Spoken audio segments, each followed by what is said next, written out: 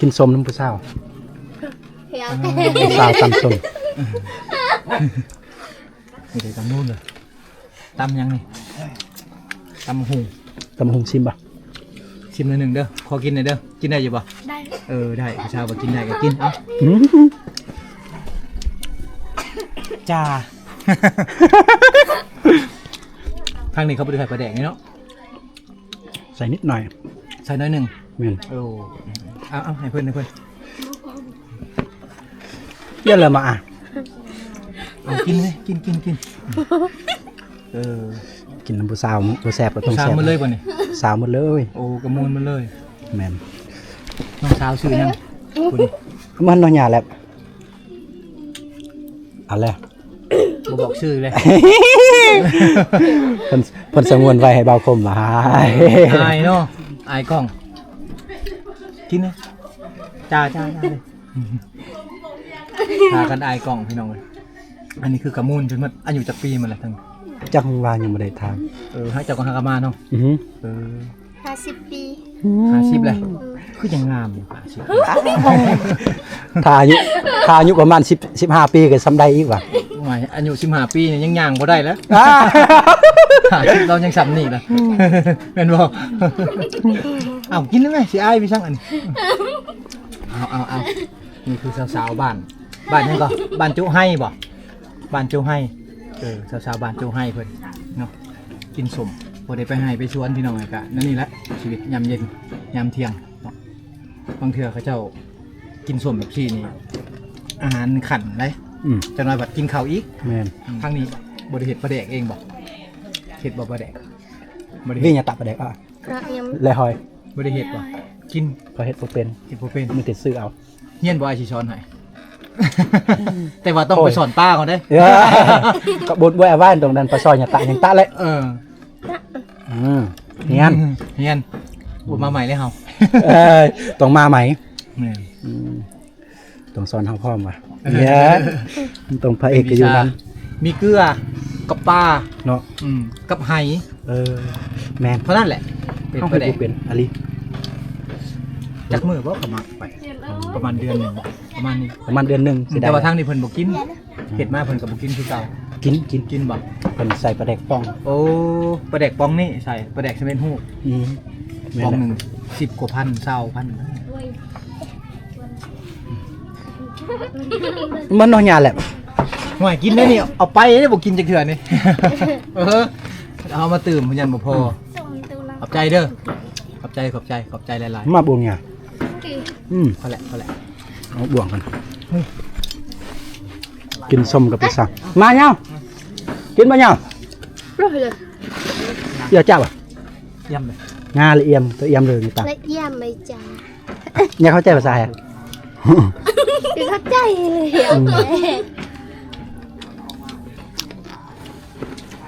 เขาเข้าใจภาษาเฮามันน้อยหยาบ่ จะเจอนี่ฮะ เขาถามมันชื่อนี่เลยเป็นว่าอายบ่กล้าบอกมายามบ่อ่ะมันนึงฮะบ่นี่มันน้อยหยาบ่ถามซื้อก็บ่บอกน้องภาษาโอ้กี่คุยแท้จนนั้นผู้บ่าวเห็นนี่ก็ว่าโอ้ยผู้สาวนี่กี่คุยแท้นี่หรือบอกก็ไม่ไงตรงกี่คุยบ่หยาบ่มันน้อยหยาบ่อ่ะฮะเบอร์ยาเลย ส้ม โอ้แอมส้มบน17 ปีน่ะ หายปี ประมาณ17 ปีณโสดอะไรเนี่ย โสด อ๋อน้องส้มน้องอายุ17 ปีอันนี้เด้น้องเซน17 ปีก็ยังโสดเพิ่นว่าเอาเว้าภาษาลาวหลายเพิ่นก็บ่กล้าตอบต้องได้อ้อมถามเป็นภาษาเฮาเองเพิ่นตอบน้อยนึงบ่ตอบหลายเด้เพิ่นตำบักแซ่บๆทุกคนเอ้ยมาแอมหน่อย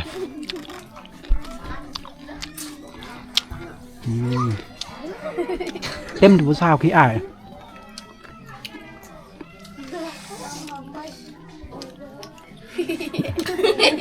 สาวบ้านจุให้อายทายลายจนนั้นผู้บ่าวจอยเห็นนี่เสร็จอายเลยเด้อถ้าผู้บ่าวพวกเจ้าเห็นนี่อย่าว่าเด้ออายเด้อว่านั้นเป็นพี่น้องเฮาว่ะ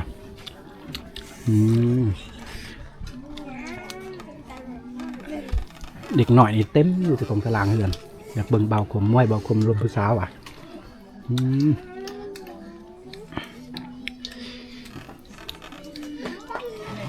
เละบอลยังปวดช็อตสายเละบอลมาถามว่าบ่ได้ไปพูดข้าวบอกเพิ่นว่าฝนตกบ่ได้ไปอย่าดุงนอน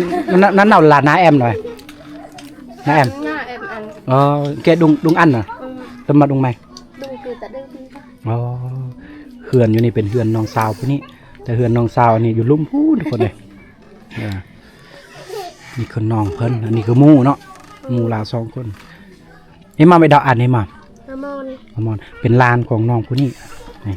น้องใส่เสื้อสีขาวน้องลืมใบมาเปิดหน่อยใหญ่เลยจำไหมนี่มาหน่อยใหญ่เดี๋ยวย่าให้มาผู้สาวอายตลอดบางทีผู้สาวเพิ่นอายเพิ่นเห็นหน้าตาเขาขี้ลายเพิ่นอายเลยว้ายถ้าหน้าตาเฮาล่อนี่โยสาวเพิ่นสิอายว่ะอันนี้เด้อันนี้ก็คือกันเลยอายเย้ยคือกันเนาะเห็นหน้าตาเฮาขี้ลายเนาะอ๋อบุกาขี้ลายมาไม่เดียวเลยคนว่าบุเฮาบ่ได้ขี้ลายว่ะหล่อว่ะว่าซ่านหล่อมองใดบ่เด้เห็นหน้าอายหล่อบ่รอเฉพาะพวกน้องเดี๋ยวคนอื่นเขาเห็นอายขี้ลายเนาะโอ้ยถ่ายพวกลายพวกน้องอยากให้อายแล้วบัดนี้เจ้าสิให้เฮาสิไปได้บัดนี้กระดาษขนาปีออกเยาเบื่อขนาปีออกขึ้นจะยงมาเจียนเอาเมื่อขนาดเจียดตะเพื่อปรู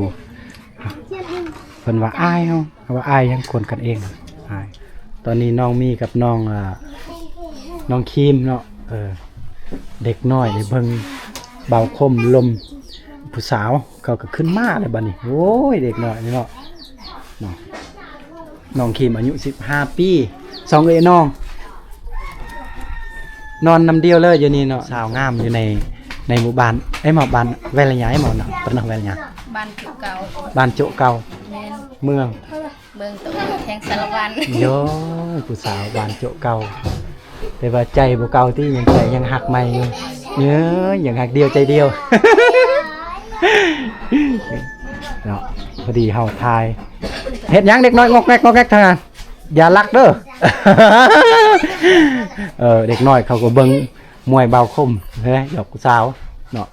อันนี้อายุเท่าใดก็ลืมตลอด17เนาะ17 ปีมีแฟนแล้วพี่อายุ15ยังว่าท่านมีแฟนโสดเอาบ่มีใครเอาเดี๋ยวสิมีคนเอาหน้าตาขี้ลายอ๋อหน้าตาขี้ลาย FCI คนทางฝั่งไทยนี่คนเบิ่งร้ายเด้น้องเวลา FCI เห็นพวกน้องนี่โย้ยบาดใจแหละแม่นายผู้สาวเพิ่นก็ลินเฟซลินไลน์อยู่เด้อทุกคนเด้อนะมื้อหน้าเฮาจะมาตามติดวิธีชีวิตน้องเทื่อหน้าอายไปให้นำพวกน้องได้บ่เทื่อหน้าพวกน้องไปสวนไปหน้าไปเกี่ยวข้าวอายสิไปเกี่ยวน้ำได้บ่ได้เนาะแล้วมื้อหน้าอายสิซื้อไก่ตัวนึงให้พวกน้องเฮ็ดกินเด้อได้บ่ได้ผู้เอื้อยได้บ่ให้แต่น้องตอบซองเอ้ยน้องพ่อแม่ยังอยู่บ่พ่อแม่ยังเนาะพ่อดิอยู่เฮือนครัวมาขอบ่แม่นพ่อไปใส่เบาๆก่อนโทรศัพท์เดี๋ยวเอาทางเยี่ยมเยี่ยมพ่อไปส่วนข้าวเฮานี่สุกเบิดแล้วบ่น้องยังบ่ทันได้สุกข้าวให้เฮาสุกเบิดแล้วแต่ว่าฝนตกแล้วเกี่ยวยากแม่นเขาให้บ่ได้เกี่ยวเทื่อเกี่ยวข้าวหน้าเกี่ยวเขาให้อ๋อฮูดเอาเขาให้อ๋อทางนี้ละฮูดเนาะอ๋อบ่เจ็บมือบ่ล่ะเจ็บเลยเนาะอดเอาบ่ไอ้ว่านี่ถ้า จุเจ้าเกี่ยวเอานี่สบายกว่าเกี่ยวเอาเลยก็แบบตีเอาอะนะบ่ต้องปั่นบ่มีจังเด็กน้อยเด็กน้อย เด็กน้อยอยู่ดีๆก่อนเด้อล่ะเอ้ยอัดออเลยเพราะว่าเด็กน้อยแซวๆอยู่เสนาอันยังอัดตะดุงอย่างนั้นเสนานี่แม่เพิ่นมาเลยเด้เอ้ยนะเอ้ยได้ลูกสาวงามเนาะป้าเนาะโอ้โอ้ยลูกสาวงามนี่เขาดองแพงได้แพงแต่หน่อยบาทอะไก่โย เราว่าแพงบ่มีไผมักลูกเราเดี๋ยวมีคนมักดอกมีคนจองดอกจังหน่อยนี้ งามเราว่าถ้ามักก็เอาสิเป้2คนเลยบัดนี้บาดลำแล้วไม่ย้อนแล้วอ่ะเขาเยอะยอป้าเพิ่นสิเอา2คนเลย2เอ้ยน้องก็เอาบ่ให้เลยพุ่นว่าโอ้เจ้าอย่าเอาเขาต้องแพงเด้อป้าเด้อยอกเจ้าหลายน่ะบ่ล่ะค่าดองทางบ้านพวกน้องเขาเอาแพงบ่แต่พวกน้องเคยเห็นเขาแต่งงานกันแพงบ่เอ้ยลาเอ้ยแพงบ่ล่ะได้บ่30ล้านบ่ฮอด10ล้านประมาณ10 ล้าน20 ล้าน 20ล้านกีบประมาณ10ล้านกีบ20ล้านกีบถ้าตกเป็นเงินบาทประมาณ10,000กว่า20,000กว่านะประมาณ 20,000อ๋อถ้ามีคนมักผู้เจ้า2คนเจ้าสิเอาขะดองแพงบ่หรือเอาบ่แพงเย้ย บ่ฮู้เนาะขะดองมันขึ้นกับพ่อกับแม่เนาะแล้วแต่เขาตกลงก็ยังเอาแพง อยากเอาแพงแล้วเนาะสิให้20ล้านเอาบ่เอา ให้20ล้านกีบเอาเลยแพงปานนี้เหมือนน้าไอสิมานอนนำอยู่นี่พวกเจ้าบ่เว้าบอกไอสิมานอนเฮือนพวกเจ้าไอมันนอนได้บ่ได้เนาะพวกเจ้าว่าได้แต่พ่อแม่เขาว่าบ่ได้แน่ๆนี่ โอ้เป็นตะแพงผู้สาวชนเผ่าตะโอยนี่ก็ตะแพงเด้อเนาะเพิ่นก็ลินเน็ตอยู่ได้บ่น้องล่ะรถสามารถข้ามไปได้บ่ช่วงนี้ตัวนี้น้ำบ่ได้บ่ได้น้ำไหลเนาะน้ำไหลต้องได้โค้งไปจังซี่เนาะถ้าไปเมืองสมุยเนาะอ๋อถ้าไปประจูก็เหยียบไปเลยไอมาบ้านเจ้าลายเทื่อแล้วเจ้าเคยเห็นไอบ่บ่เคยตอนนั้นไอไปซื้อดอกแคมมาบ้านเจ้านี่ไอไปซื้อตลอดทุกมื้อช่วงดอกแคมนะไอไปซื้อแคมทุกมื้อไอไปซื้อพระเจ้ายังบ่เห็นแหละพระเจ้าฮู้ว่าแหละบ้านนี้บ้านตุงแตงแหละบ้านตุงแตงแม่นบ้านเตราตุงแตงฮู้บ่ฮู้อ๋อจบข่าวบ่ฮู้พอแหละเป็นลานของไอเองนะเอาไปซื้อน้ำกันซื้อแคนตะกี้พวกเจ้าก็ไปใช้แล้วบ่เห็นไปสวนคู่มือนี่ไปเฮ็ดสวนเนาะเอาผู้น้องก็เสียดายเอาผู้เป็นเอื้อยเป็นอ้ายก็ตาแพงนี่เยอะคือมีเพลงนึงนะเอาเอื้อยกับอีหยังก็ลืมละเพลงนึงนะมันมีถ้าเอาผู้ที่1เอาผู้ที่2ก็เสียดายเอาผู้ที่ผู้ต่อไปก็เสียดายอีกนะนี่แหละผู้เป็นเอื้อยก็งามผู้เป็นน้องก็งามถ้าผู้ใดมักหักเปเบิดซองว่าสมมุติถ้ามีคนมักนี่เขามักทางเอื้อยทางน้องพวกเจ้าก็อยู่ได้บ่สมมุติว่าเขาหักเอื้อยเขาหักน้องพร้อมอยากแต่งพร้อมซองเลยได้บ่ได้เนาะต้องหักเดียวใจเดียวเนาะถ้าเลือกได้ถ้าเลือกน้องก็เลือกเยอะๆถ้าเลือกเอื้อยก็เลือกเยอะยิ้มหวานเด้ยิ้มมีเสน่ห์เด้สาวตะโอยนี่บ่ธรรมดาเด้งามแล้วจ้ะระดับเจ้านี่ไอ้เลาะบ่งามก็มีแฟนแต่บ่งามนี่แหละบ่มีแฟนมีแต่โสดตลอด15ปีบ่เคยมีแฟน17ปีก็บ่เคย15ปีที่เอ้ยเฮาบ่มีแฟนอยู่แบบนี้ อาจจะแต่งเพลงให้เลยบอกว่าเวลาแรงๆพวกน้องลงไปอาบน้ำตัวนั้นแม่นบ่น้ำตัวน้ำเสร็จละมั่งมันน่าไอสิมาเยี่ยมมายามอยากขี้คุยได้มาไอมาอีกไอมาตามติดบ่ขี้คุยไอสิมาตามติดวิถีชีวิตน้อง2คน ไปสวนอ้ายก็สิไปนำอ้ายสิไปซอยดอกเนาะไปซอยได้อ้ายสิไปเกี่ยวข้าวให้เลยเนาะ พอดีพวกเจ้าได้คนงานเด้ได้คนงานเกี่ยวถ้าเสียหญ้าอ้ายสิได้เสียเด้เนาะมันน่าอ้ายสิซื้อไก่โอ้เด็กน้อยเนาะเฮ็ดหยังลูกเดี๋ยวเตียงนอนอ้ายเจ้ามันสิเพมันสิหักเด้อนี่เห็นว่าเจ้าน้อยอ้ายเจ้าสิหายนี่ข้างในอ้าว ให้เล่นตามกิน เย้ย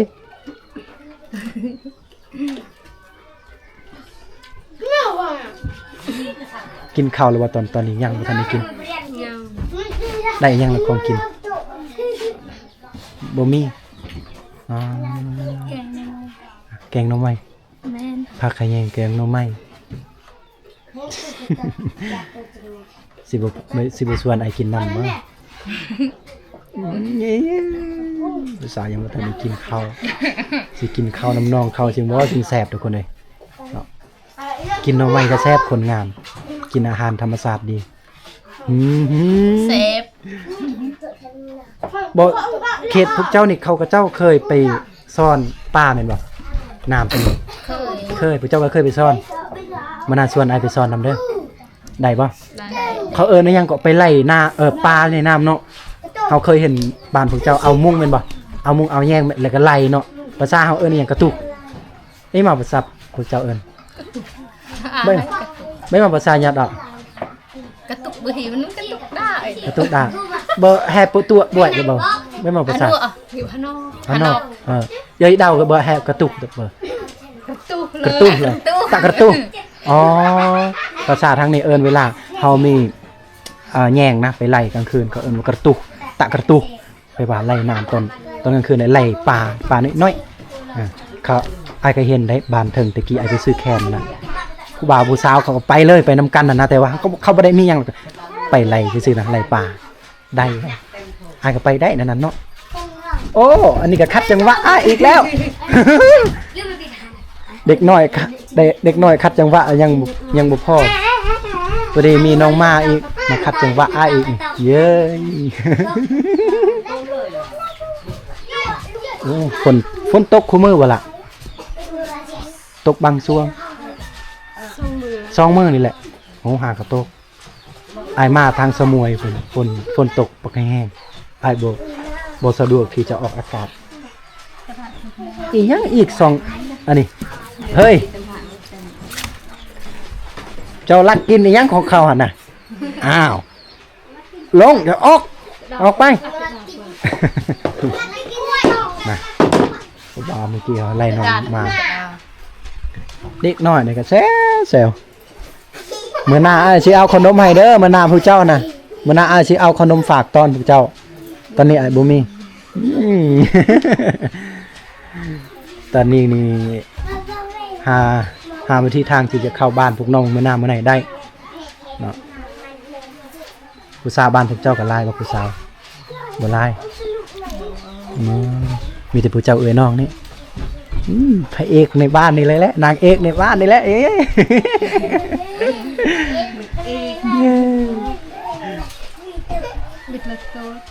ผู้บ่าวก็บึดเละเถอะโอ้เลยอัดอ้อเลยนางยามนะเงียบๆนึงให้นี่เขาอะไรเงียบหรือยามเงียบเนาะคือภาษาอ้ายเลยเงียบอ้ายเป็นคนชนเผ่ากะโดผู้เจ้าได้ชนเผ่าตะโอ้ยสาวเมืองตะโอ้ยเป็นคนงามไปน้ำทางป่าทางนี้สะดวกอยู่เนาะสากโทรศัพท์ยังก็สะดวกสบายเฮ็ดยังมาเลกันตะเลยถ้าได้ซีนได้เนื้อยังก็เพิ่นมีตู้แช่อยู่เนาะอ้อเพิ่นบ่ได้กี่คุยเลยแม่เพิ่นก็บ่ได้กี่คุยเลยลงตอนเมื่อกี้นี่ทุกคนเลยทุกคนเห็นคลิปก่อนหน้านี้นะเขาก็ได้ยอกแม่เพิ่นหัวเอาแถวไว้เนาะมักปากมักเว้าคือน้องเพิ่นเลยคือเนาะอยากเห็นหน้าตาพ่อพวกน้องก็สิรอคืออายว่ะรอคืออายเนาะยายเพิ่นยอมพ่อเพิ่นเองว่าคนรอว่าซั่น เวลาไปใส่มาใส่กับไปน้ำเดียวสองเอ้ยน้อง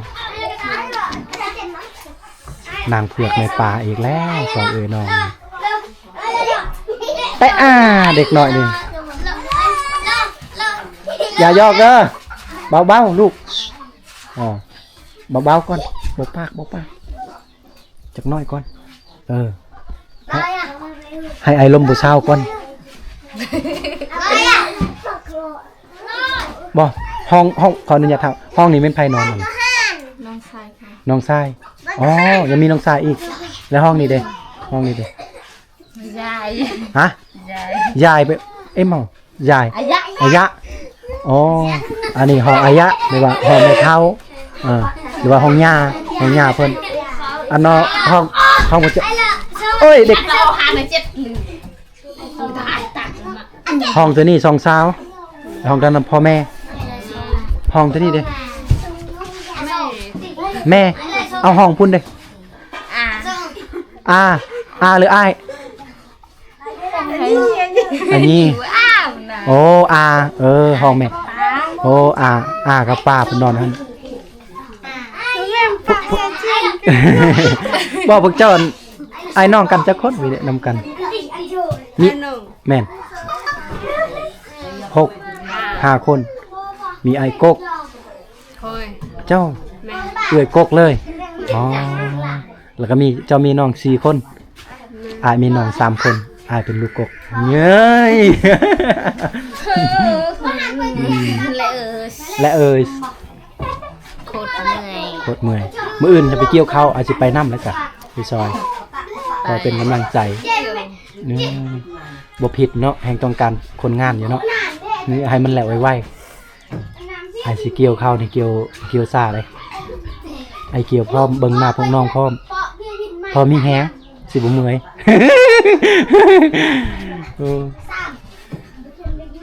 ผู้เจ้าบ่หากินข้าวบ่ผู้เจ้ายังบ่ทันได้หากินข้าวกินน้ำบ่ยังอ๋อเขาแท็กผู้เจ้าเสร็จผู้บ่าวแท็กแล้วอุ้ยอ๋อหมู่แท็กผู้เจ้า มูที่พวกเบ้าเล่นคอ อ๋อแท็กผู้บ่าวหมู่อยู่บ้านนี่บ่บ่แม่น แม่มูอยู่บ้าน ตอนนี้เราไปใจตัวนี้อยู่เฮือนเราเองมานาอายมาผู้เจ้าเอิ้นหมู่มานำกันแล้วสิซื้อไก่กินนึงให้ผู้เจ้าต้มได้บ่ซื้อน้ำเป๊ปซี่กินนำกัน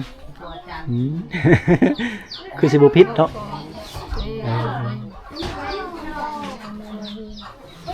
ทุกคนสำหรับคลิปนี้เฮาก็มาตามติดวิถีชีวิตน้องสาวเข้าช่องเอื้อยน้องคีมกับน้องมีน้องมีอายุ17 ปีน้องคีมอายุ15 ปีกับบ่มีหยังหลากหลายเด้อทุกคนเด้อเลาะบ้านก็ได้เห็นผู้สาวงามอยู่ดีลาเด้อหยุดก่อนเลาะบ้านเขาพอดีได้เห็นสาวงาม2เอื้อยน้องก็ขอขอบอกขอบใจทุกคนที่ได้เป็นกำลังใจเบาคมมาตลอดเด้อให้ทุกคนอยู่ดีมีแห้งสุขภาพสุขภาพแข็งแรงในครอบครัวร่ำรวยเด้อทุกคนเด้อขอพบ EP ต่อไปเฮาสิฟ้าวเมื่อบ้านฟ้าวไปทางหน้าทุกคนอย่าฝนตกก็พอแห้งเลยสำหรับคลิปนี้ก็ขอสิ้นสุดเพียงเท่านี้เด้อ